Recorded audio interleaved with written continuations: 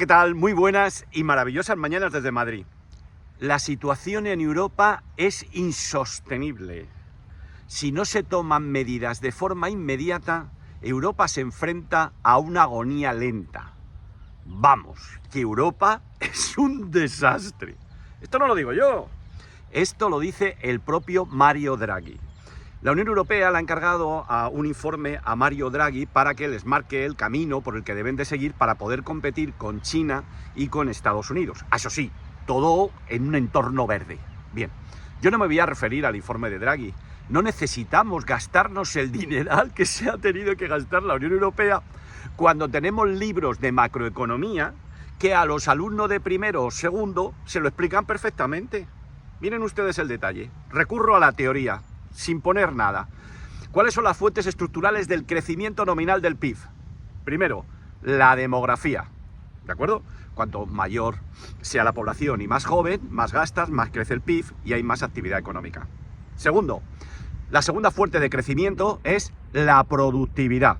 Cuando se incrementa la productividad, hay mayor retribución de los factores productivos y pueden gastar más. Y como estamos hablando de crecimiento nominal, tenemos que tener en cuenta la inflación. Vayamos a Europa. Demografía, un desastre. Población envejecida. Bien. Productividad, muy por debajo de la productividad de Estados Unidos y de China. ¿Qué se necesitaría para incrementar la productividad en Europa? Obviamente, invertir. Pero para incrementar esta productividad hay que invertir bien. En segundo lugar, ustedes saben perfectamente que en Europa existe un exceso de regulación. Para que se hagan una idea, en el año 2019 en Europa se aprobaron 10.000 normas, mientras que, por ejemplo, en Estados Unidos podríamos estar hablando de la mitad. ¿De acuerdo? En segundo lugar, para incrementar la productividad necesitamos que nuestros gobernantes nos gobiernen bien y tomen buenas decisiones. El problema que tenemos en Europa es que falta una total coordinación, se tardan 19 meses en aprobar una norma y los países tienen derecho de veto, con lo cual prácticamente es imposible que se tomen buenas decisiones. ¿De acuerdo? Y finalmente nos estamos encontrando con que la inflación, como fuente de crecimiento nominal, lo que estamos viendo prácticamente no en Europa, sino en todos los países del mundo, es que ha habido un exceso de inflación sobre lo que sería una inflación normal y sana en la economía. ¿De acuerdo? ¿Esto qué ha provocado? Pues que a los pobres los ha hecho más pobres y pudiésemos decir que ha polarizado la economía. Los ricos son más ricos y los pobres son más pobres.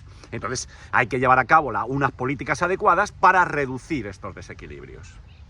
¿Esto lo va a hacer Europa? Bueno, vamos a seguir viendo cómo crece Europa o cómo crece el mundo occidental. El sistema monetario, el sistema financiero actual, se basa fundamentalmente en un crecimiento apoyado por la creación de crédito y por la creación de deuda pública. ¿Esto es malo? Hombre, esto no es malo, en sí mismo no es malo. Entonces, ¿cuál es el problema? Bueno, pues el problema lo vemos claro, y lo vemos en países, yo vivo en España, pues lo veo claramente en España, pero también se produce en Italia y se produce también en otros países del sur de Europa y en Francia. ¿Qué nos encontramos? Bueno, pues que el dinero procedente de la emisión de deuda pública que llega a los gobiernos no se invierte en incrementar la capacidad productiva, sino que se limita a financiar gastos. Entonces nos endeudamos, no incrementamos la capacidad productiva y al no incrementar la capacidad productiva no tenemos las rentas que permitan amortizar esta deuda pública. Bien, ¿qué dice Draghi? Bueno, pues Draghi dice lo mismo que dice la teoría, pero Draghi da un salto más, que es lo que quiero comentar a ustedes. Bien. Si tenemos en cuenta que hay que invertir dinero, porque todo al final dicen invertir dinero, pero antes de invertir dinero a mí me gustaría que nos hiciésemos la siguiente pregunta.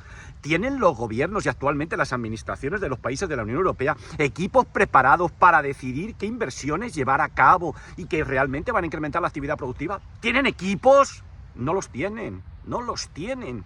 Con lo cual no se trata de gastar. Hay que tener los equipos para el gasto. Vamos a suponer que tuviera los equipos, que no los tiene.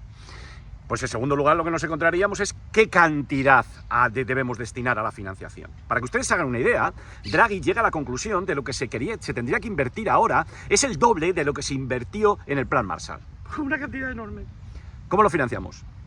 Evidentemente los países del sur de Europa no pueden incrementar su endeudamiento, si están hasta las cejas y no pueden pagarlo porque ese dinero se lo han gastado en financiar gastos, no en financiar inversiones.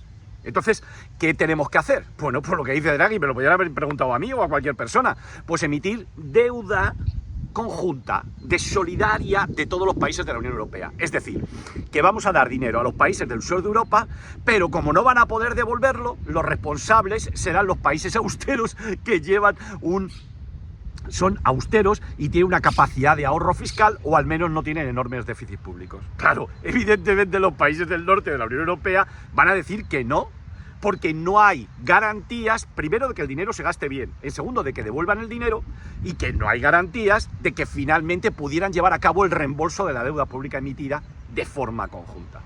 Por lo tanto, ¿a qué conclusión llegamos con el informe de Draghi? Pues hombre, que han tirado el dinero en la Unión Europea, porque este informe de Draghi no se puede llevar a la práctica, por una razón muy sencilla, porque los políticos no lo van a consentir. ¿De acuerdo? Ni los políticos de distintos países de la Unión Europea se van a coordinar. Por lo tanto, Europa es un desastre. Está condenada a una agonía lenta. Las tasas de crecimiento de la Unión Europea se han retrasado con respecto a China y con respecto a Estados Unidos, y los políticos no han hecho nada. Luego, el euro es basura. Ténganlo en cuenta, el euro es basura. Dicho esto, nos vamos al SP500. Bien, en cuanto a hace referencia al SP500, ustedes saben que nosotros esperábamos un rebote el viernes. Bueno, pues se produjo ayer, un día de retraso hubo en el rebote. Ahora, ¿a qué nos estamos encontrando? Pues hombre, yo lo que creo es, teniendo en cuenta el movimiento al alza experimentado ayer, vamos a considerar como escenario más probable que ahora se mueva lateralmente el SP500 y trate de dirigirse a la resistencia que tiene en 5.580. Este mes de septiembre, como saben ustedes, es un mes complicado, en donde rige una fuerte estacionalidad bajista. Yo sinceramente creo que estamos asistiendo a un rebote única y exclusivamente como consecuencia del elevado grado de sobreventa que le comentamos la semana pasada. Adiós, hasta luego, que pase muy buen día.